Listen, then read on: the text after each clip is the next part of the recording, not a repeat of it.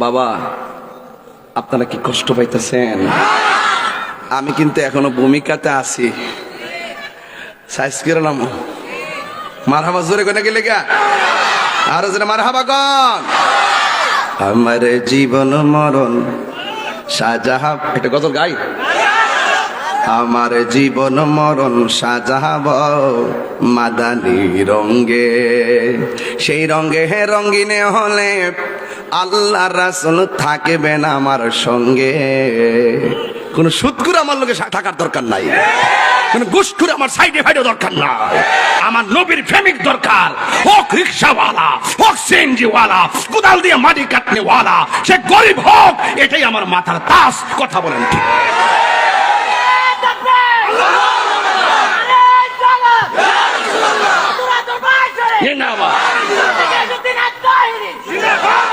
মারহাবা জোরে বলেন। আমার জীবন মরণ সাজাব মাদানী রঙ্গে, সেই রঙ্গে হে রঙ্গিনী হলে আল্লাহ রাসূল থাকবেন আমার সঙ্গে। আসিনি রে বাজার, ওই বাবা রে বাবা, মদিনার রং কারে কয় এটাই তো বুঝেন নাই। হাইরে সুন্নত তরিকা দিয়া নিজের সাজাও, হৃদয়টারে মদিনা ওয়ালার প্রেম বাগান বানাও, ঠিক কিনা? সমাজের ভিতরে সমাজ ঠিক, গ্রাম ঠিক, কথাগণ ঠিক কিনা? তাইলে এখন দিকে ওয়াদা করেন, নামাজের দরকার আছে না নাই? আরো জোরে। একজন আরেকজনের সাথে দেখা হইলে মাথার নোয়াই যাবেন গা, ঠিক কিনা? কিতা জীবনে বহুত সালাম আপনারা দিছি, এখন আপনারা একটু হুজুরের সালাম দেন। এটার নামই ভালোবাসা, এটাই প্রেম, আর এটাই শান্তি আনতে পারে। রাসূল বলছেন তোমরা একজন আরেকজনের সঙ্গে বেশি বেশি সালামের প্রচলন করো। আমরা তো মনে করি যে ইমাম সাহেব তো আমরা সালাম দিব, বলে কাজ করেন না। যে আগে সালাম দিতে পারবে না, হ্যাঁ জিতে গেছে। মারহাবা জোরে কন্যা গেলে গা, যে আগে সালাম দিতে পারছে সে জিতে গেছে। মারহাবা বলেন। এই জন্য প্রতিবেশী কথা ঠিক আছে নি সবগুলা ইয়ে শেষ করলাম। একটা শেষ হইছে, ওয়াজের বিষয় দিলে ওয়াজের বিষয় অনুযায়ী ওয়াজ না করলে কয় হুজুরে দিলাম একটা করছে, আর একটা যেটাই ওয়াজ করি আর না করি সুদ করে সার নাই। কথা কোন ঠিক কিনা? কি হবে বেঁচে থেকে? বাবা একটা মশলা দে, কি হবে? আজকে মাইকটা পালা করছে। কি হবে বেঁচে থেকে? অযথা বিদ্যা শিখে যদি না গড়তে পারি শুধু মুক্ত সমাজটাকে, ঠিক কিনা? কি হবে আলেম হয়ে ইমাম সেজে সমাজেতে যদি না হক কথা উচ্চ সুরে না বলিতে? কি হবে আলেম হয়ে ইমাম হয়ে সমাজেতে যদি না হক কথা উচ্চ সুরে না বলিতে? চাকরি বই করো যদি ছেড়ে দাওই না গদি, কি হবে ধোঁকা দিয়ে আল্লাহকে? কি হবে ধোঁকা দিয়ে আল্লাহকে? আমরা দেশের কিছু মৌলবী আছে ক্ষমতা পাইলে হক কথা বললা যায়, হক কথা কয় না। কি কথা কয় না? আমি কিন্তু আবার সারি না বাজান, কারণ আমার চেয়ারের দরকার নাই, প্রতি রাত্রে চেয়ার পাই, ঠিক কিনা বলেন? আমার সিনানের দরকার নাই, সবাই আমার চিনে। চিনি রে, দেশে চিনিনি, বাইরে চিনিনি, চিনে। সুদকুটিও চিনে, ঘুষকুটিও চিনে। হ্যাঁ, সাবধান, মরণ লাগবো। কি করণ লাগবো? আমার মরণের কতদিন বাকি আমি জানিলাম না রে আল্লাহ, মরণের কতদিন বাকি। কষ্ট হইতেছে বাজান? আমার মরণের কতদিন বাকি আমি জানিলাম না গো আল্লাহ, মরণের কতদিন বাকি। 40 দিনের আগে ভাইরে মৌতের নিশানি, 40 দিনের আগে ভাইরে মৌতের নিশানি। কথা ঠিক কিনা? জন্দুতে বা ইন্দানি চোখে দিয়া আন্দি আমি জানিলাম না গো আল্লাহ মরণের কত দিন বাকি আমার মরণের কত দিন বাকি আমি জানিলাম না গো আল্লাহ মরণের কত দিন বাকি আর আর হায়াত হইল হাতে বাইরে মত হইল পায়ে হায়াত হইল হাতে বাইরে মত হইল পায়ে যেই জায়গা যার মরণ হবে সেই জায়গা সে মরে আমি জানিলাম না গো আল্লাহ মরণের কত দিন বাকি আমার মরণের আমি জানিলাম না গো আল্লাহ মরণের কত দিন বাকি আমার মরণের আমি জানিলাম না গো আল্লাহ মরণের কত দিন বাকি জোরে জোরে কি আল্লাহু আকবার বলা যাবে না আরে গলা আছে দেখে গলাবাজি করি শক্তি আছে দেখে শক্তি দেখায় এমন কত কণ্ঠওয়ালা বক্তা মাটির নিচে ঘুমাইয়া রইছে এমন কত টাকাওয়ালা মাটির মধ্যে পইরা রইছে এতক্ষণ যে কথা বলছি একটাও নিজের স্বার্থে বলি নাই আপনি যদি সারা জীবন হারাম খান আমি আপনার ফিরাইতাম পারতাম না আপনি যদি সারা জীবন সুদ খান আমি আপনাকে ফিরাইতে পারতাম না আপনার স্বাধীনতা আছে কিন্তু একটা কথা মনে রাখতে হবে দুনিয়া ছেড়ে চলে যাওয়া লাগবে কোথায় মরবেন আমিও জানি না আপনারাও কেউ জানেন না গায়ের রংটা পরিবর্তন হয়ে গেছে গায়ের রংটা পরিবর্তন হয়ে গেছে একটা দিন আমরা টের পাইলাম না রে বাবা এই জন্য গজলের মধ্যে এই কথাটাও আছে বাজান কইয়া দিয়া যায়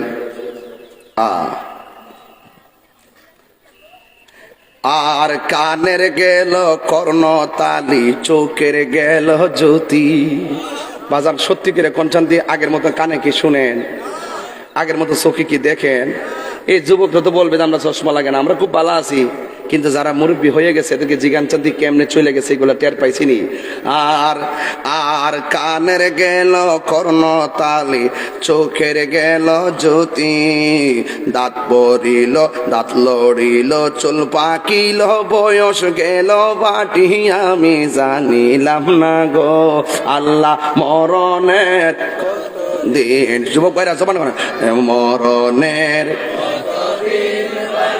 আমি জানি গো আল্লাহ মরণের কত দিন বাকি আমার মরণের কত দিন বাকি আমি জানিলাম না গো আল্লাহ কত দিন বাকি আর আজরাইল আসিয়া যখন হস্তে দিবা দড়ি সূত্র শরীফ আজরাইল আইসিনিও আর আজরাইল আসিয়া যখন হস্তে দিবা দড়ি তখন আমার মনাবাই করবা লুকালুকি আমি জানিলাম না গো আল্লাহ মরণের কত দিন বাকি আমার মরণের কত দিন বাকি আমি জানিলাম না রে আল্লাহ মরণের কত দিন বাকি 30 পারা কুরআন শরীফ জানিও নিশ্চয়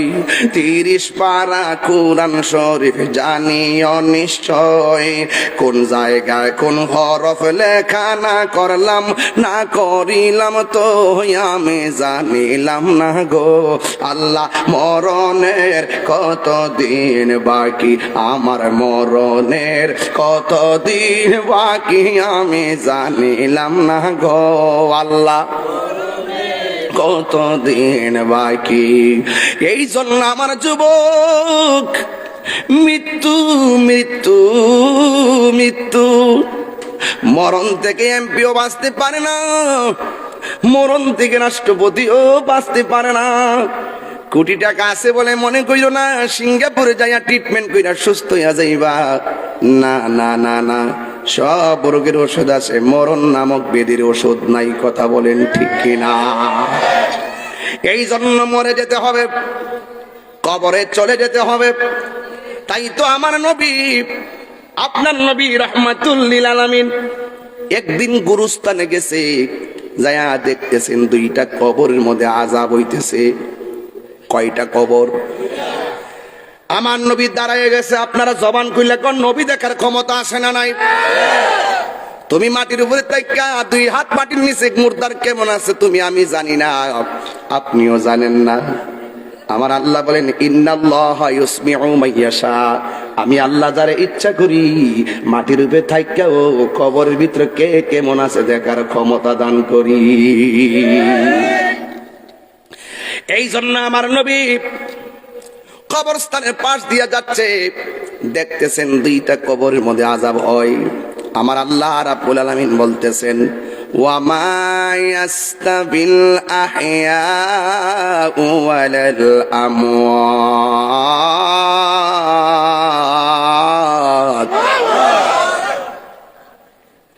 ওয়া মা ইয়াস্তাবিল আহইয়াউ ওয়ালাল আমওয়াত।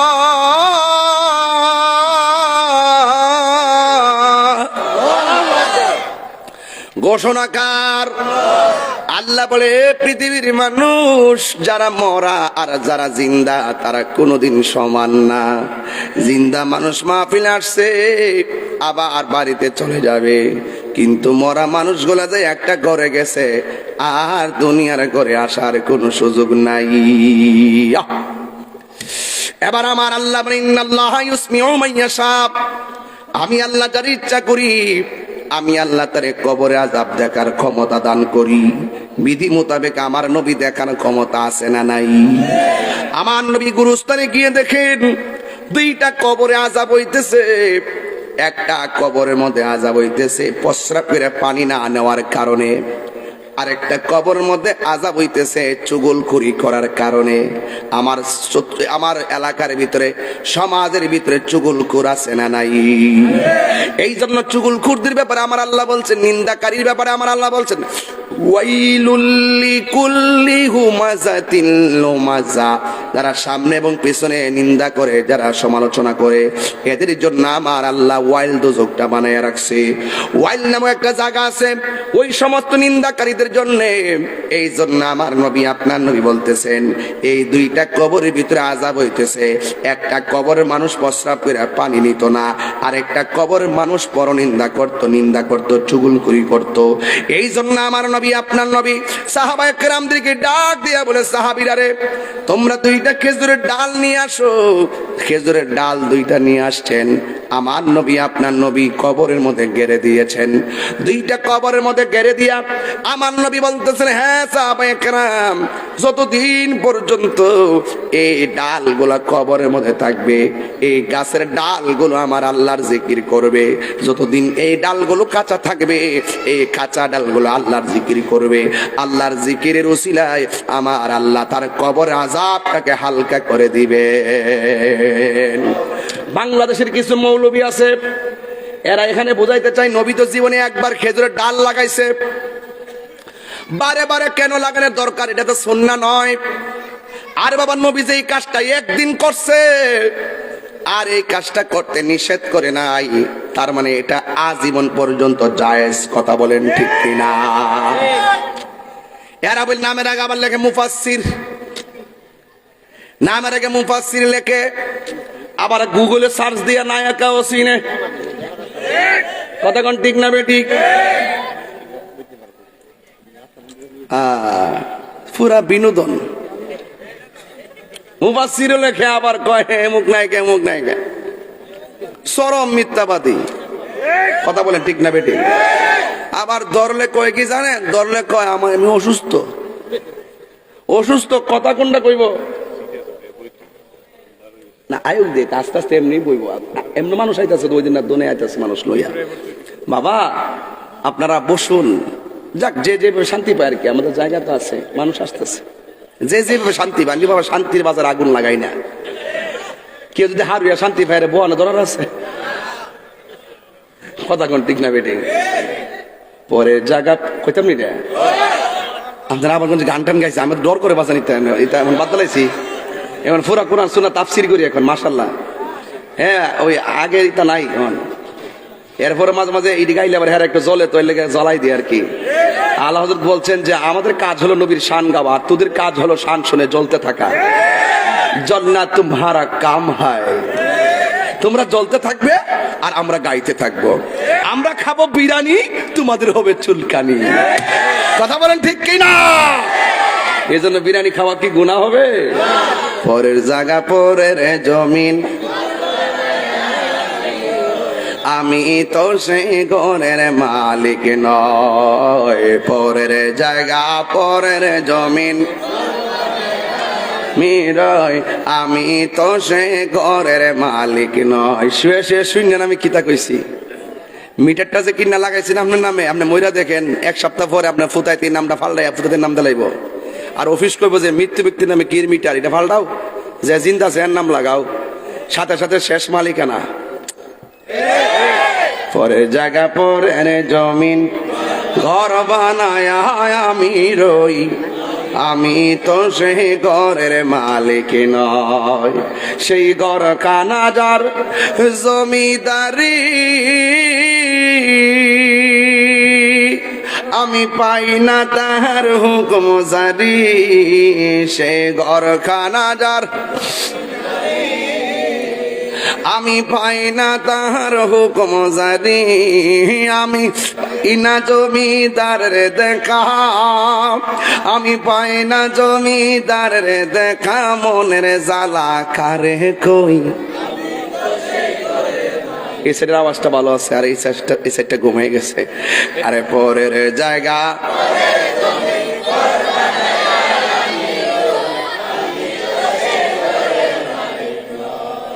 আমাদের সিনেমা যান। আসলে সত্যিকার কোনজন দিয়ে এই গড়টা কি আসল গড় না নকল গড়? আর কবরের গড়টা আমরা নকল ঘরের লেগে কি টাইলস লাগাইছি, নকল ঘরের মধ্যে কি সুকেস ঢুকাইছি, নকল ঘরের মধ্যে কি সুবা ঢুকাইছি, নতুন ঘরের মধ্যে কি লেপ তুসুক লাগাইছি, অথচ আসল ঘরটাত কি লেপ আছে? কেটা কইছে নাই? বাপ রে বাপ, কি তারে কইতা ডাইরেক্ট আমার আল্লাহ জান্নাত থেকে জান্নাতের বিছানা পাঠাইব। গাঞ্জা খাইলে বিছনা পাওয়া যাইব? সুদ খাইলে পাওয়া যাইব? রাস্তা কয়টা? জোরে রাস্তা কয়টা? আমি কয়ে গেছি সমাজে 2 শ্রেণীর লোক বাস করে, একটা সিনিয়র একটা জুনিয়র। সিনিয়রের কাজ হইলো জুনিয়রকে স্নেহ করা, আর স্নেহ ছোটদের কাজ হইলো বড়দেরকে সম্মান করা। এই দুইটা জিনিস যখন থাকবে সমাজে আর ঝগড়া হইতো না, সমাজে মারামারি হইতো না। আজকে তুচ্ছ ঘটনাকে কেন্দ্র করে এক ভাই আরেক ভাইরে মাইরা ফেলাইতেছে। কথা কোন ঠিক? 10 টাকার জন্য মানুষ মাইরা ফেলা আছে না নাই বলেন? জমিদারের ইচ্ছা মতো দেই না জমি চাষ, তাই তো ফসল ফলে না আর দুঃখ 12 মাস। জমিদারের ইচ্ছা মতো কেউ ক্ষেত্রের মধ্যে পানি না দিলে কি ধান লাগান যাইব? কেউ লাগান যাইব? আমি কি তাই এই ক্ষেত্রের কথা কইছি? আমি দেহ জমিনের কথা কইছি। আর আমি কই দেহ জমিনের কথা, আর হে বুঝে যায় এই ক্ষেত্রে বুড়ো ক্ষেত্রের কথা। তাহলে আমার শানের অর্থ কিতে পাইব? আমি শান গাইছি প্রেমের আগুন জলে দ্বিগুণ রে। হে মনে করছে আমি বুঝি সতুরা শরীফের চুলার আগুনের কথা কইছি। আমি কই প্রেমের আগুন, হে বুঝে চুলার আগুন। তাহলে আমার লগে আর মিলব? পার্থক্য করে এখানে এটা বুঝা লইন, তাইলে আমার ওয়াজ বুঝবেন, নাইলে ওয়াজ বুঝতেন না। জমিদারের ইচ্ছা মতো দেই না জমি চাষ, তাই তো ফসল ফলে না আর দুঃখ 12 মাস। আমি খাজনা পাতি ছবি দিলাম, তবু জমিন আমার হয়ে যে নিলাম। আমি খাজনা পাতি তবু জমিন আমার হয়ে যে নিলাম। আমি চলি যে তার মন জোগায়া, আমি চলি যে তার মন জোগায়া, দাকিলাই মেলে না সই, আমি তো সেই ঘরের মালিক নই। পরের জায়গা পরের জমিন, আমি তো সেই ঘরের মালিক নয়, আমি তো সেই ঘরের মালিক নয়। জোরে জোরে কি আল্লাহু আকবার বলা যাবে না? বন্ধুরে আমার ও সতনা শরীফের বাবারা, আমার নবী গোরস্থানের মধ্যে যাইয়া কবরে আযাব দেখলেন। এমন ভাবে আমার নবী আরেকদিন একটা নতুন গোরস্থানে গেছে, যে এই গোরস্থানে বেশি লাশ দাফন হয় নাই।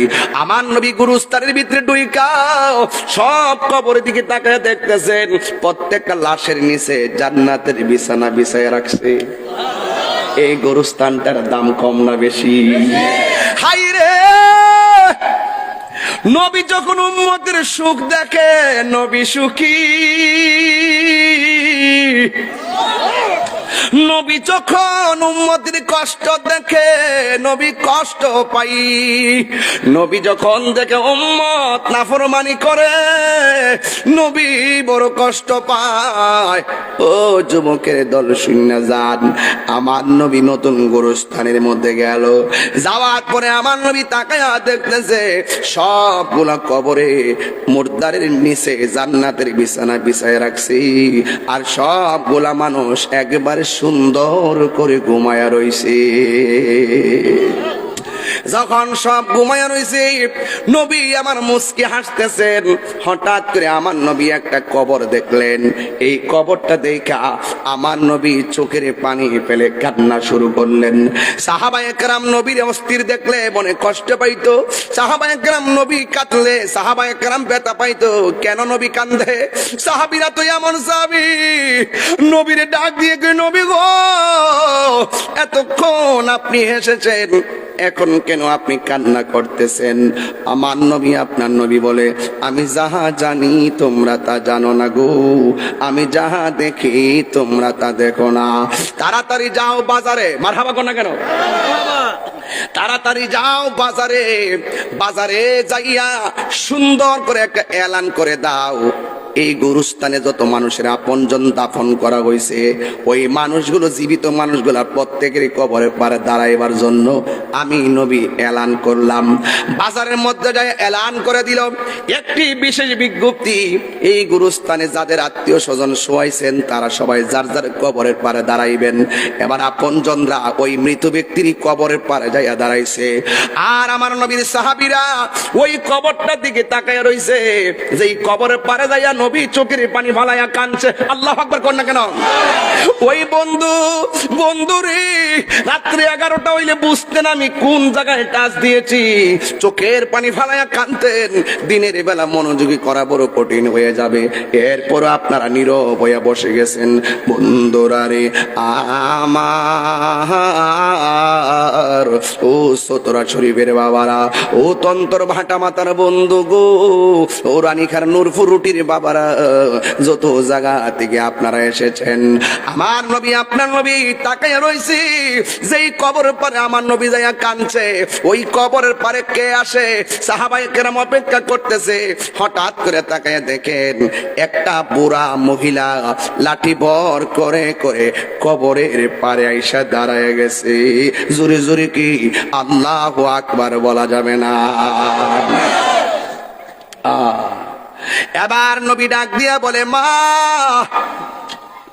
আপনি যে কবরের পারে এসে দাঁড়াইছেন, কবরের যে কবরে শুয়ে রইছে সে আপনার কি লাগে? মহিলাটা ডাক দিয়ে কয়, এটা আমার সন্তান লাগে। দেখছেন নি পৃথিবীর নির্মম ইতিহাস, মার আগে ছেলে মারা যায়, ছেলের আগে মা মারা যায়, ভাইয়ের আগে ভাই মারা যায়, এমন ইতিহাস আমার আল্লাহর দেওয়ার সিস্টেম রে। এই জন্য অহংকার করার মতন কোনো কারণ নাই।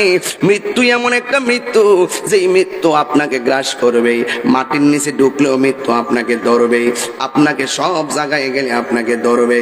এই জন্য আমার যুবক, আমার নবী মহিলাটার ডাক দিয়া বলে, মা মা এই গুরুস্থানে সবাই যার যার কবরের পারে দাঁড়াইছে, আপনি কে গো? আপনি কবরের পারে দাঁড়াইলেন। এবার মহিলাটা ডাক দিয়া কয়, এই কবরে যে শুয়ে রইছে এই সন্তানটা আমার সন্তান, আমার ছেলে সন্তান আল্লাহ নিয়ে গেছে। এবার নবী ডাক দিয়া বলে, মা আপনি জানেননি কবরের মধ্যে আপনার সন্তান কেমন আছে? মহিলাটা ডাক দিয়া বলে, না না আমি জানি না, আল্লাহ এবং নবী ভালো জানে। এই কথা বলার পরে নবী ডাক দিয়া কয়ে, মাগো এই গুরুস্থানে সব পোলাপান জান্নাতের গালিচায় ঘুমাইতেছে, একমাত্র আপনার সন্তানটা জাহান্নামের গালিচায় ছটফট করতেছে। এবার মহিলাটা শূন্যায় মুস্কি মুস্কি হাসতে শুরু করলো। এই পৃথিবীর মধ্যে সন্তানের কষ্ট দেখলে মা সহ্য করতে পারে না, অথচ এই মহিলা কবর পারে যাইয়া শুনছেন সন্তানটা জাহান্নামের গালিচায় আছে। এই কষ্ট শুই নাও মহিলাটা মুস্কি মুস্কি হাসতেছেন, হাসতে হাসতে আনন্দ উল্লাস করতেছেন। আল্লাহু আকবার কোন কেন?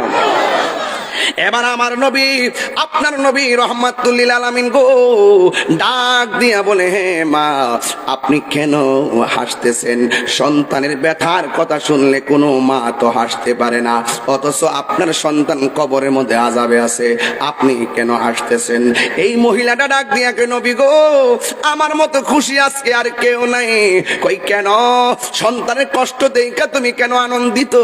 ওই মুহূর্তে মহিলাটা ডাক দিয়ে কে, ইয়া রাসূলুল্লাহ ইয়া হাবিবাল্লাহ, আমার সন্তানটা যেই দিন আমার পেটের মধ্যে কনসেপ্ট হয়েছে সেই দিন থেকে আমার মতন সুখী আর পৃথিবীতে যেন কেউ নাই।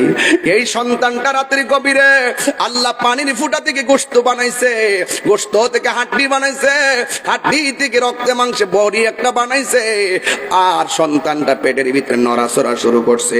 এই সন্তানটা নড়াচড়া বন্ধ করলে নামাজে দাঁড়ায় গেছি, সন্তান কেন লড়ে না? আবার যখন লড়ছে আবার নামাজে দাঁড়ায় গেছি, শুকরিয়া আদায় করলাম আমার সন্তানটা পেটে জিন্দা আছে, কিন্তু আমার সন্তানটা এই পেটের ভিতরে আমাকে এমন ভাবে লাথি মারে, লাথি মারার পর রাতে আমার ঘুম ভাঙ্গা যাইতো, এমন ভাবে আমার প্রতিটা দিন লাইতাইতো, আমার চোখের পানি ফালাইয়া ফালাইয়া সারাটা রাত আমি কাটাইছি।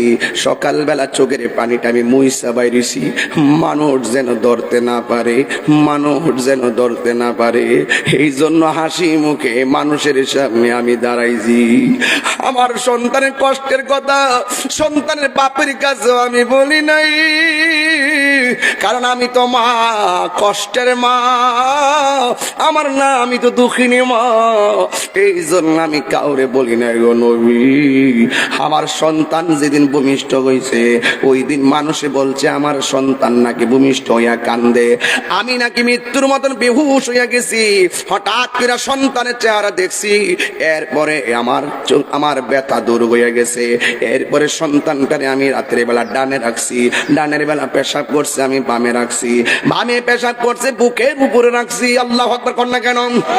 এমন ভাবে মারতল বিস্তা দিয়া শাড়ি কাপড় দিয়া গুড়াইয়া গুড়াইয়া একদিন না দুই দিন নয়, এমন ভাবে ডিউটির পর ডিউটি মা ঘুম হারাম করে বলাইছে, খাওয়ান পর্যন্ত বন্ধ করে দিছে। এই সন্তানটা আমি তিলে তিলে বড় করছিলাম, মনে করছি সন্তানটা আল্লাহর বিধান মানবে। আল্লাহ যে বলছে ইম্মা ইয়াবলুগান্না ইনদাকাল কিবারা আহাদুহুমা উফি ওয়ালা তানহারুহুমা ওয়া কুল লাহুমা কওলান কারীমা। আমার সন্তান, আমি বুড়া হইয়া গেলে আমার সন্তান আমারে দেখবো, এই জন্য আমি সন্তানটারে তিলে তিলে মানুষ করছি। আজকে সন্তানটা ছোট, খাইতে পারে না, আমি খাওয়াইছি। আজকে সন্তানটা বেকার, রক্ত বেচা লেখাপড়া করাইছি। আজকে সন্তানটা চাকরি হইছে, আমি বেকার হইয়া গেছি। আজকে সন্তানটার চাকরি হইছে, আমি বুড়া হইয়া অসল হইয়া গেছি। একটা মাত্র দিনের অপেক্ষায় সন্তানটারে তিলে তিলে মানুষ বানাইছি। একদিন আমারে দেখারে কেউ থাকবে না, আমি বুড়া হইয়া গেলে আমার সন্তান আমারে দেখে দেখে রাখবো রে। কিন্তু আমার সন্তান যেই মাত্র প্রতিষ্ঠা হইয়া গেছে, ওই মুহূর্তে আমার সন্তান আমার কোনো খবর নেই না। সতরা শরীফে খবর নিয়ে দেখেন 90টা পরিবারে মা বাপ সম্মান পায় না, কথা কোন ঠিক কিনা? এই জন্য যুবক এবার মহিলাটা ডাক দিয়ে বলি, ইয়া রাসূলুল্লাহ আমি যত বয়স হয়েছে ততদিন পর্যন্ত আমার সন্তানটা আমার অবহেলা শুরু করেছে। আমার সন্তান আমারে এমন ভাবে আঘাত করেছে আমি আর সহ্য করতে পারি নাই। আমার প্রতি সন্তানের অত্যাচার স্টিম রোলার যখন দেয়ালে পিঠ ঠেকে গেছে, আমি আর সহ্য করতে পারি না। আমি আমার আল্লাহরে বলছি, আল্লাহ যেই সন্তান আমার শেষ বেলা কান্দাইছে এই সন্তান রে তুমি কষ্ট দিও। আল্লাহ যে আমার ডাক্তার শূন্য কবরে কষ্ট দিতেছে, আল্লাহ যে আমি পাগল নিয়ে ডাক্তার শুনছে, এই জন্য আজকে আমি আনন্দিত। চিৎকার মেরে কি আল্লাহু আকবার বলা যাবে না? এই দিকটা মা সন্তানের প্রতি ভালোবাসা। আর কবরের পরে আছে আমার নবী, উম্মতের প্রতি নবীর ভালোবাসা বোঝাইয়া দিয়া যায়। এবার আমার নবী আল্লাহর ডাক দিয়ে কি, আল্লাহ এই সন্তানের দেওয়া কষ্টে মার দোয়া তুমি কবুল কইরা তারে কষ্ট দিতেছো, কিন্তু মা তো কষ্টের কথা শুনে হাসতেছে, কিন্তু মহিলাটা তো মা তো কবর আযাবটা দেখে না। ও আল্লাহ, আমি তোমার কাছে ফরিয়াদ করি, কবর উপর সানিটার আলোক কইরা দাও, যেন মহিলাটা তার সন্তানের কষ্টটা ডাইরেক্ট দেখতে পারে। আপনারা জবান খুলে বলে, নবী যদি বলে আল্লাহ দেয় কি দেয় না? আর জোরে কোনা দেয় কি দেয় না? এবার আমার নবী, আপনার নবী রহমাতুল লিল আলামিন যখন বলছেন, আমার নবী হলো মুস্তাজিবুদ দাওয়া, যা চাইবেন তাই দিবেন, জোরে কোনা সুবহানাল্লাহ। এবার আমার নবী ডাক দিয়ে কই, আল্লাহ আমার সন্তান ওই আমার উম্মতের কবরটারে একটু ওপেন করে দাও, এই মহিলার কবরটাকে একটু ওপেন করে দাও। ইন দি মিন টাইমে কবরটারে ওপেন করে দিল। যেই মাত্র মহিলা দেখতেছে কবরের ভিতরে এমন ভাবে আযাব চলতেছে, তখন মহিলাটা কি করছে জানেন নি রে বাবা? তখন সন্তানের কষ্ট দেখে মহিলাটা আর থাকতে পারে নাই। মা ওই হাজার কষ্ট দিল, বাবার সামনে যাইয়া সুন্দর করে একটা ডাক দিলে, সেকেন্ডের মাধ্যমে সব যিনি ভুলে যায় তিনি হলো মা, তিনি হলো বাবা। এই জন্য সন্তানটা ডাক দিয়ে বলে, নবী আমার ডাক দিয়ে বলে, মা তাকায় দেখেন না এই সন্তান কেমন করে আযাবের মধ্যে ভুগতেছে। যুবক ভাইয়েরা, ইন দি মিন টাইমে আমার নবী যখন এই কবরটা আলোক করাইছেন, ওই মা সন্তানটা দেখে চিৎকার মারছে, আল্লাহ ও আল্লাহ গো, আমি যদি আগে জানতাম আমার সন্তানরে বদদুয়া দিলে এমন ভাবে জ্বালাইবা, কোনদিন আমি আমার সন্তানরে বদদুয়া দিতাম না। এই মার কথা শুনে নবী আবার আল্লাহরে ডাক দিয়ে, আল্লাহ ও আল্লাহ, ওই মা সন্তানের জন্য যে আফসোস করতেছে, আমি আমার উম্মতের জন্য আমি তোমার কাছে ফরিয়াদ করি, আমার উম্মতের তুমি আসান দিয়ে দাও। মা যখন বলছে আল্লাহ তুমি ক্ষমা করে দাও, কথাটা বলতে দেরি আমার আল্লাহ কবরের ভিতরে জান্নাতের গালিচা বিছায়া দিতে দেরি করে নাই। আর জোরে গান আল্লাহু আকবার। মাগো তোমার মতো লয় না কেহ।